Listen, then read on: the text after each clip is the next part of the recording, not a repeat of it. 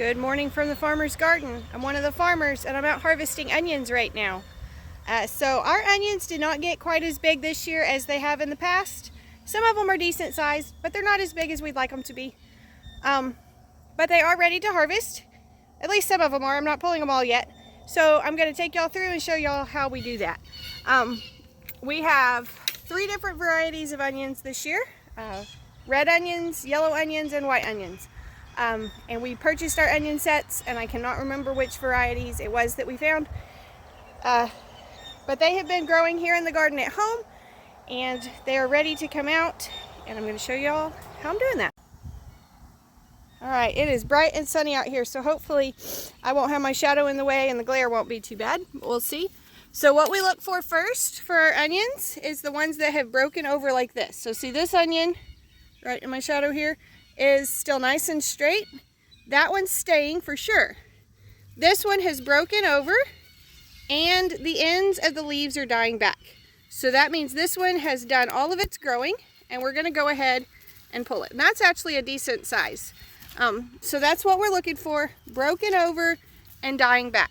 And you can see these two are pretty small, but they're clearly not growing anymore. So we'll go ahead and take them.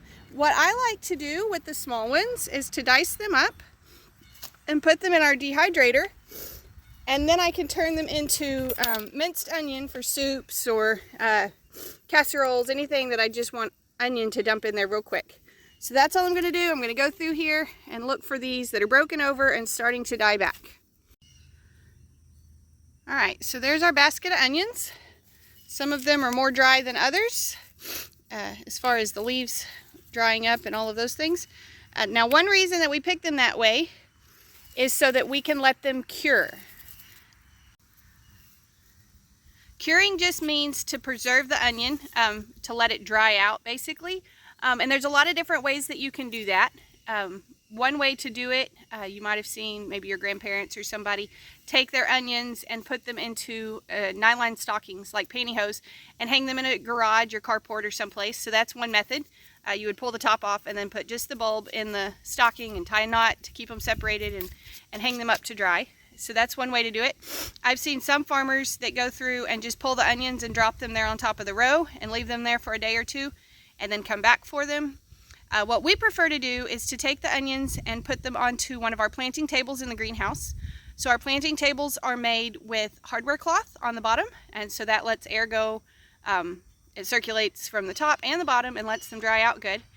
And we want those tops to already be drying out so that after they dry just a little bit longer, we can snap that off right there, and it will keep the inside of that onion from getting mushy. If you leave too much of that green top and you just store them, eventually that green top is what will start the rot on your onion.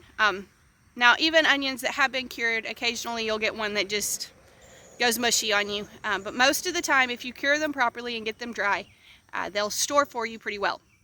And you'll even be able to keep your onions that you grow this time of year. So it's May right now, so onions that you're growing and pulling right now would still be good for you in the fall, in the winter even, if you cure them and store them correctly. So I'm going to take these in the greenhouse and spread them out and let them start to dry. Got handles in the way, can't get them to dump. There they go. Alright, so we're going to dump them on the table here. And then we just kind of spread them out into a single layer, or as close to a single layer as we can get. Sometimes we don't have enough space to get them completely laid out. But the idea is to get good airflow around those. You can see we have the sides of the greenhouse up, so we're getting wind through here as well as the heat from the greenhouse. I say we're getting wind through here. It has not been breezy the last few days. It would be nice if we could have a breeze through here. All right, so those are laid out. These are some that I picked a couple days ago, and I'm going to see if I can show you what I mean when I say that that stem should just snap right off of there. All right, so this one has been sitting in the greenhouse for a few days. You can see that the top is nice and brown, and we can just jerk that top off. There's still some moisture in that part, so we'll leave that part to continue drying. And then this is either just a compost pile or sometimes the chickens get it. So we just go in, pull them off, and then we let them continue to dry here. I have some that will be ready for market tomorrow, but most of these will be for next week.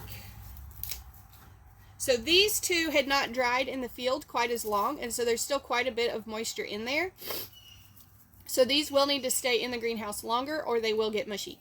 So they'll stay in here. One drawback maybe to curing them in the greenhouse, something about them curing in the heat like that makes them a little warmer. So sometimes our onions are a little warmer.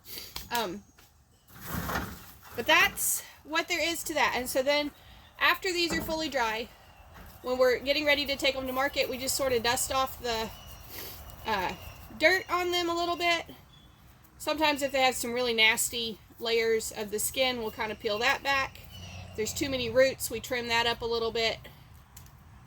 Usually they just stay in pretty much their natural state, and so that one would be ready to go to market. And these are sold in baskets since they're so small. We just have not really, we've not learned to grow really large onions. I have a few that are good size that I'm pretty happy with. We do have a family that brings onions to the market, and I think just about everybody out there is jealous of her because her onions are already this big. They're huge and they're beautiful. We just don't grow those yet, and that's okay. But these will go in a basket and you'll get a whole bunch of them. And like I say, I also like to use these little ones, cut them up and put them in my dehydrator, and then I just store them in a jar or a Ziploc bag, and I have them throughout the year to sprinkle into chili or soup or whatever I'm making that I might want some onion flavor in, and that works really well. So there you go. That's how we harvest and cure our onions. Thank you for stopping by the farm today. I hope you learned something. Be sure and come back when you can stay longer.